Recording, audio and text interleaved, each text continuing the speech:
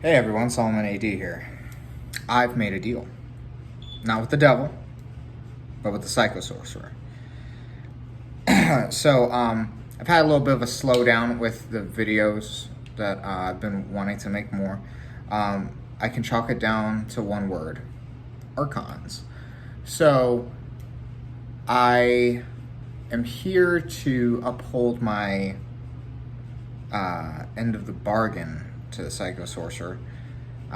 We were having a good time yesterday, smoking some hookah, having some drinks, talking gnosis, eating burgers. And I proposed because I really do think the world needs the Psycho Sorcerer again. And the world needs quality occultists, but a lot of people were really influenced by the Psycho Sorcerer's videos on YouTube. And there's a plethora of information that the man still has and is learning on a daily basis, I think, could benefit the world. So I'm here to, we had an exchange to where I'm going to be offering, I have to put out more. And I do, I'm sharing, I'm working, I'm constantly working, I'm writing my books, I'm doing the spiritual work all the time. Just Archons get in the way. But there is something that I do want to talk about, the topic of the day, which is essentially realms of creation. Now, I haven't studied every mythology in depth about the realms of creation. There's various worlds and whatnot, and how they could line up and getting super hyper specific on the breakdown of those worlds. Like, do the Norse worlds line up to the Sephiroth and whatnot? That's not what I'm talking about. I'm talking about in broader senses. This has to do with not just spirit types, but essentially the chronology of the creation of the universe. And I think it even has parallels to astrophysics, like an illustrated astrophysics. Essentially, what I'm trying to say is that we have the heavenly plane, we have the underworld plane, then we have a plane in which is actually, that predates all of creation, which is literally raw potential, but is still out there. And we encounter such places and such things in the more extreme parts of mythology, typically the most terrifying parts of mythology. At the same time, I think that element, that realm, is conflated with the earth realm. And there are many reasons to why that is. So heaven, underworld, earth/chaos. If you know mythology, especially Mesopotamian or Aztec mythology, you know where that's going.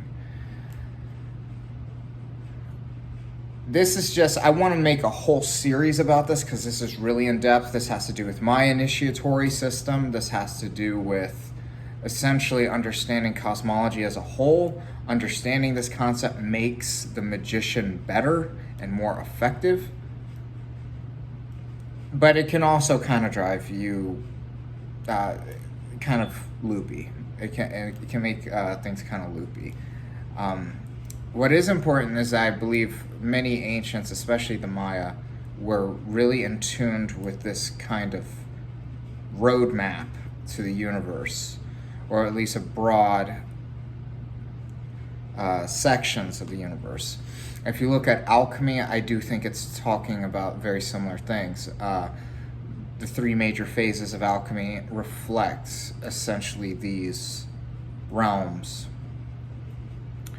And it's taking you from the underworld to the heavens and to bring it all back down to earth to kind of bring the blessings of alchemy to the world. You could even say that Gnostically, that's essentially what Christ, in the Gnostic sense, was. Is that something, he descended into the underworld, he came from the pleroma, and he's bringing the knowledge back to the earth. So this isn't the best first video as a part of our deal, but it's more of like a preview of like what I want to break down and the differences between these realms and also their inhabitants. I do not believe that the inhabitants of like the chaos realm is the same as the demonic realm or slash underworld realm, and nor do I believe that all earthly creatures are equivalent to chaotic entities. Quite the contrary. But there are definitely things conflated within chaos and earth and the weird paradox of themes that they are. I know that this is a very complex video. It's a real major jump, and Psycho Sorcerer just made a video, and his topic is just like, what is the occult? And yeah, that's a rabbit hole too, but I mean, it's kind of like a great place to start with 101, whereas this is a little bit more hectic with its things. But what I'll leave you with is this. If you want to take your spiritual practice to the next level in terms of cosmology, instead of simply looking at like a planetary model, because essentially all mythologies have a planetary model, that's probably the bedrock and the most functional way to use whatever spiritual path you're going down. Now look at it in broader senses of underworld, heavens, earth / chaos, and meditate on that concept of chaos. Don't meditate on it too much to the point where you summon chaos, but I would leave you with trying to understand the relationship between earth and chaos. Well, until next time, I will be diving into each of these realms individually, and I'll be writing about them too, because this topic, it is a rabbit hole. So until next time.